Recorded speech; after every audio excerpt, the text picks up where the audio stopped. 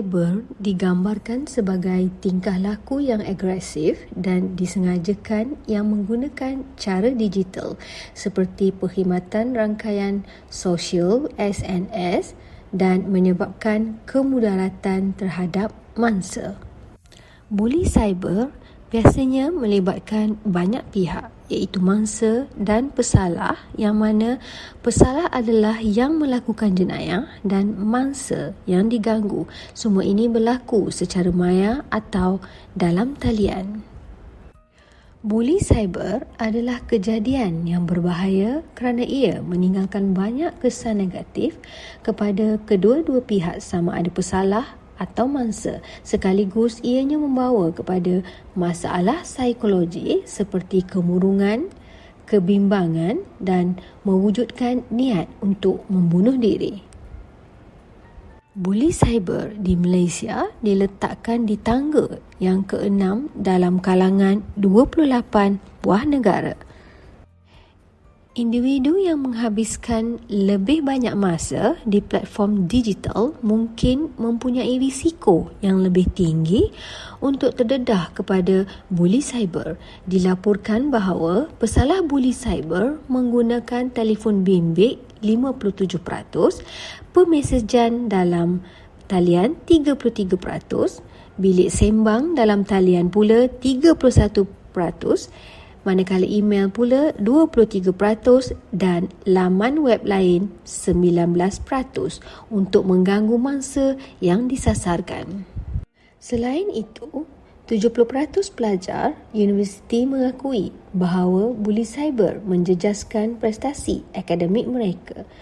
Kajian telah dijalankan di Perlis ke atas 105 orang pelajar menyatakan bahawa buli cyber telah meningkat tahap tekanan mereka dan mereka berasa buntu tentang cara menanganinya. Buli cyber kini menjadi kebimbangan utama dalam masyarakat di mana golongan remaja adalah mangsa yang paling lazim sehingga terjadinya kes membunuh diri.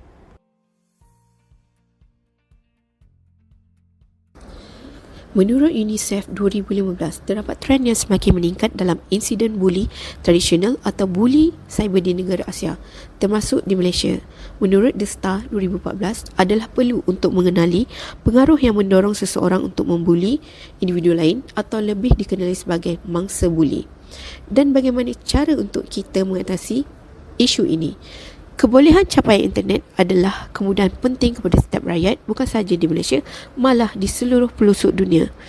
Namun terdapat beberapa individu yang tidak bertanggungjawab yang telah menyalahgunakan teknologi semasa dalam talian, terutamanya di kalangan pelajar dan remaja yang mudah terdedah secara terbuka kepada kandungan yang tidak selamat semasa mereka melayari internet. Kes buli cyber ini semakin meningkat dan ia adalah ancaman serius, terutamanya kepada kanak-kanak dan remaja di Malaysia. Cybersafe membuat kesimpulan bahawa 49% pelajar mengetahui bahawa rakan mereka adalah mangsa buli cyber, manakala 4 daripada 10 ibu bapa kanak-kanak tidak membincangkan risiko di dalam talian. Melakukan ancaman dalam talian adalah tingkah laku yang sangat merosakkan. Global Youth Online 2013 mengenal pasti 8 daripada 10 kanak-kanak telah menjadi sasaran buli cyber. Ini menimbulkan kebimbangan tentang keseriusan perkara ini dan bahawa individu harus benar-benar mengambil berat akan isu tersebut. Menurut penyelidikan yang dilakukan oleh Microsoft pada tahun 2012, sejumlah 33% remaja berumur antara 8 dan 17 tahun mendakwa bahawa mereka telah dibuli dalam talian dan tiada polisi atau garis panduan yang betul di sekolah untuk mencegah buli cyber. Oleh itu, kerajaan telah mengadakan seminar perlindungan kanak-kanak dalam talian untuk meningkatkan kesedaran mengenai buli cyber. Selain itu, beberapa siri program intervensi telah dilaksanakan bertujuan untuk mengurangkan kes buli cyber. Walaupun langkah pencegahan telah dilaksanakan untuk mengatasi isu ini, buli cyber masih menjadi keterukan wabak yang semakin meningkat di Malaysia. Menurut Ipsos, kajian berdasar global telah menekankan bahawa 71% ibu bapa di Malaysia sedar, kebanyakannya melalui laman rangkaian sosial, bahawa anak-anak mereka telah mengalami buli cyber atau mengetahui bahawa seseorang daripada komuniti mereka telah dibuli. Sebaliknya, pelajar terlalu bergantung kepada persekitaran digital di mana maklumat boleh diperoleh dan disebarkan dengan mudah dalam satu klik. Sesetengah unsur buli cyber boleh membahayakan mangsa. Sebagai contoh, pembuli cyber boleh menghantar mesej yang tidak benar bertujuan untuk mencemarkan nama baik mangsa dan maruah mangsa. Pembuli kemudian menghantar mesej ugutan ke peti masuk mangsa dengan kerap. Helah dan taktik ini dilakukan untuk memastikan bahawa tiada cara untuk mangsa melarikan diri atau terlepas daripada dibuli cyber. Video viral, audio, mesej teks, gambar dan gosip boleh menjangkau sejumlah besar khalayak melalui SNS, blog, tapak web, forum, bilik sembang dan email dalam beberapa saat. Kita tidak boleh menyalahkan teknologi atau penyediaan perkhidmatan internet. Ini kerana teknologi boleh berkembang tanpa had dan kemajuannya tidak boleh dihentikan. Hari ini ramai pelajar melabelkan pelbagai rangkaian sosial seperti Facebook, Instagram, Twitter sebagai tapak kegemaran mereka. Adalah mustahil untuk meramalkan teknologi atau trend besar seterusnya. Pelajar tidak memahami akibat menyiarkan apa-apa dalam talian dan tidak sedar bahawa internet mengingatkan semua yang disiar atau yang dikongsi. Menurut The Star, pada tahun 2012, bahawa kesilapan yang membawa kepada tingkah laku negatif masih wujud dalam masyarakat sehingga kini.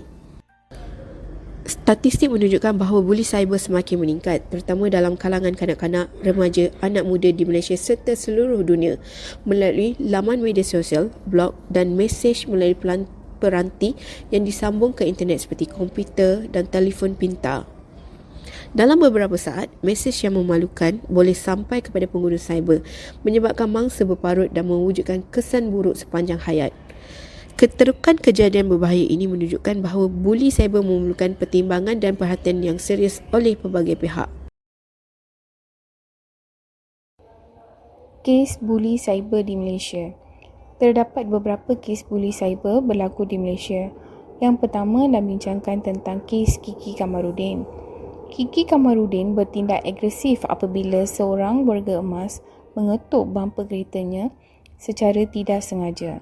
Kiki memandang serius isu ini dan mengganggu lelaki itu, Sim Siak Hyong, di tempat awam dan memukul keretanya menggunakan kunci steering. Video tersebut menjadi viral dan ramai penonton menyiarkan komen tentang keganasan yang berlaku. Seterusnya, kes Sheena Liam, model terkenal Asia, adalah mangsa buli cyber selepas memenangi pertandingan dengan dua pesaing lain dari Filipina. Mereka menggunakan media sosial untuk menyerangnya dengan mengatakan bahawa dia tidak layak untuk menjadi juara dan peminatnya terus mengkritik dengan mengulas dan menggunakan perkataan yang menyinggung perasaan. Selain itu, kes Amy, seorang gadis berusia 15 tahun, telah dibuli di laman Facebook. Rakan sekelasnya menyiarkan mesej yang menjengkelkan dan gambar yang tidak menyenangkan untuk menyakiti perasaannya. Walaupun begitu, orang yang tidak dikenali turut serta untuk menyebarkan mesej yang tidak diingini tentangnya. Kejadian itu menyebabkan dia tertekan dan menghalangnya daripada pergi ke sekolah. Kes yang keempat, kes Tay Wen Chun, pelajar kejuruteraan elektrik dan elektronik berusia 20 tahun, dilaporkan meninggal dunia dari flat berhampiran kolej universitinya di Georgetown, Pulau Pinang kerana tekanan gangguan cyber. Bapanya berkata, dia mula berkelakuan berbeza apabila beberapa rakan kolej mula mengkritik dan memalukannya di Facebook dengan beberapa kenyataan jahat dan negatif. Seterusnya, kes Nora Danish, seorang pengguna internet wanita, menghantar komen kepada pelakon tanah air popular iaitu Nora Danish dengan menghina anaknya nenek dan menggelarnya sebagai bayi yang sangat hodoh.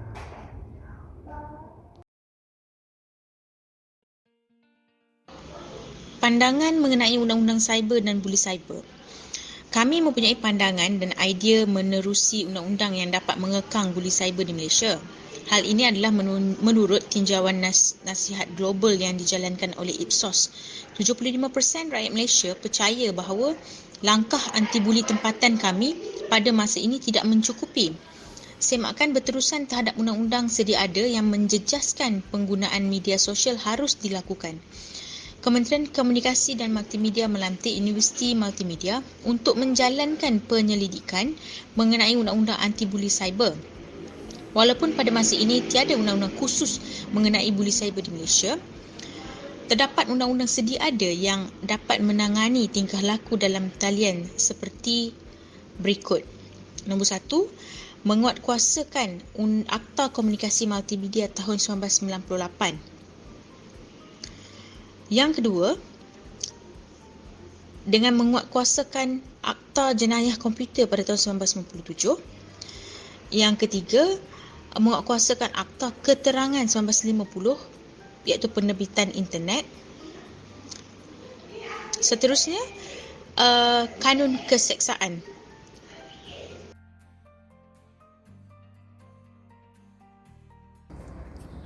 Undang-undang yang berkaitan buli cyber. Buli cyber adalah satu kesalahan yang serius iaitu membuli melalui penggunaan teknologi. Penggunaan platform media sosial yang berleluasa telah menjadikan tempat pembiakan yang ideal untuk buli cyber dan tingkah laku toksik, bukan sahaja dalam kalangan belia tetapi juga orang dewasa. Sama seperti sebarang bentuk buli akan meninggalkan kesan, buli cyber meninggalkan jejak digital.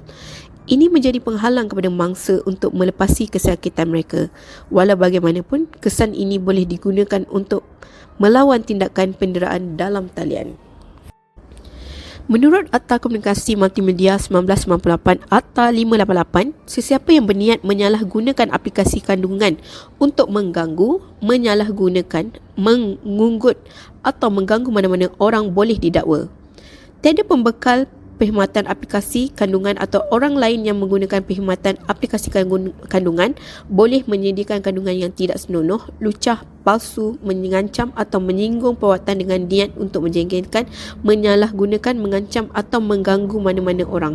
Seseorang yang melanggar subsection 1 melakukan sesuatu kesalahan dan boleh apabila disabitkan didenda tidak melebihi RM50,000 atau dipenjara selama tempoh tidak melebihi 1 tahun atau kedua-duanya, dan boleh juga didenda selanjutnya sebanyak RM1,000 untuk setiap hari atau sebahagian daripada hari di mana kesalahan itu diteruskan selepas sabitan. Walau bagaimanapun, kekurangan undang-undang untuk menangani buli cyber secara langsung masih belum diwujudkan. Pada tahun 2021, Mustafa Ahmad, Naib Presiden Kanan Jangkauan Keselamatan Cyber dan Pembangunan Kapasiti Malaysia bercakap mengenai isu itu dan mengumumkan bahawa kerajaan sedang merangka undang-undang yang disasarkan mengenai buli cyber.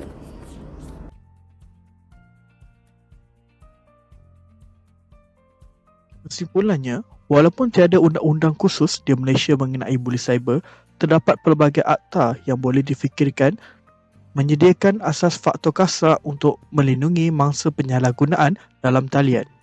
Sehubungan dengan itu, penyelidikan dan perundingan diperlukan untuk meneliti perundangan khusus untuk menangani kesalahan buli cyber selaras dengan beberapa undang-undang dan tindak balas yang dipertimbangkan oleh bidang kuasa undang-undang di Malaysia.